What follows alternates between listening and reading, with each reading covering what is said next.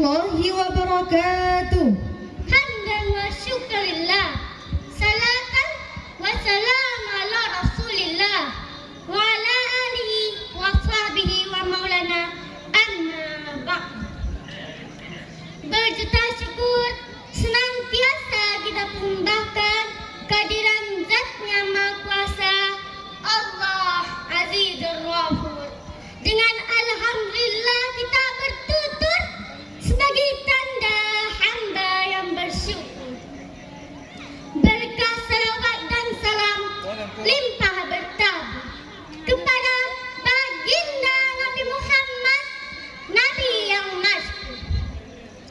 Salatullah, salamullah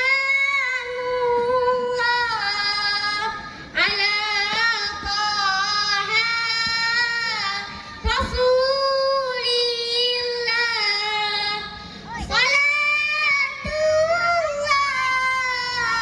salamullah ala Yasin Habibillah. Nabi penghulu segala umat, membawa rahmat dunia dan akhirat. Nabi yang tetap tersenyum walau dicaci dan dimaki, dan tetap ramah walau benci, yang mencintai umatnya melebihinya sendiri. Pemimpin semesta alam, pembawa syariat Islam, yang nuntut umatnya dari zaman jahiliyah menuju zaman Islamnya, dari zaman onta sampai umatnya naik berliota, bahkan pesawat Garuda. Alhamdulillah. Yang terhormat kepada Dewan Juri yang arif lagi daksana, terima kasih kami ucapkan kepada Master of Ceremony yang telah menjelma undian kami. Dewan Juri yang bijaksana, sahabat hadirin tercinta, perkenalkan namaku Icut, dai cilik yang selalu ceria. Teman-teman pecinta Nabi dan Rasul, berdirinya saya di sini untuk menyampaikan tausiah yang berjudul Kisah Wafatnya Nabi Sulaiman alaihissalam. Teman-teman, saya mau tanya dong, apakah kalian pernah berbicara dengan binatang? Kalau bisa, pasti menyenangkan ya. Tapi ada satu nabi yang diberikan mukjizat oleh Allah Subhanahu wa Ta'ala, bisa berbicara dan mengerti bahasa binatang, yaitu Nabi Sulaiman alaihissalam. Nabi Sulaiman alaihissalam adalah raja yang adil dan bijaksana, memiliki pasukan yang paling menarik dalam sejarah. Pasukan ini terdiri dari manusia, jin, burung, dan hewan-hewan lainnya. Bahkan angin pun digunakan untuk membawa Nabi Sulaiman kemanapun beliau pergi. Dewan Juri yang arif lagi daksana, di atas bukit suci Yerusalem, Nabi Sulaiman alaihissalam berdiri bersandar pada tongkat kayunya, natap para pekerja jin dan manusia yang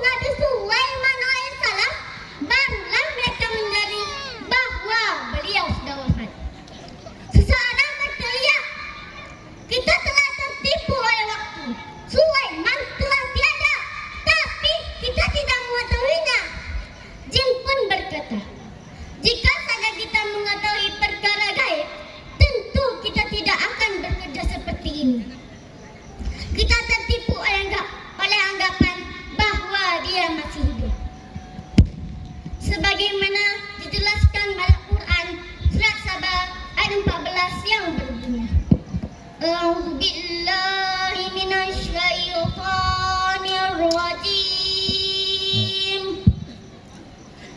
بسم الله الرحمن الرحيم فلما قضينا عليه الموت ما دلهم على موته إلا دابة الأرض تأكل من سآته فلما غر تبيت الجن أنهم كانوا يعلمون الغيب ما لفظوا في العذاب المهين. Sadaqallahu azim. Artinya, aku berlindung kepada Allah dari godaan syaitan yang terkutuk dengan menyebut nama Allah yang Maha Pengasih lagi Maha Penyayang. Maka ketika kami telah menetapkan kematian atasnya Sulaiman, tidak ada yang menunjukkan kepada mereka kematiannya itu, kecuali raja memakan tongkatnya.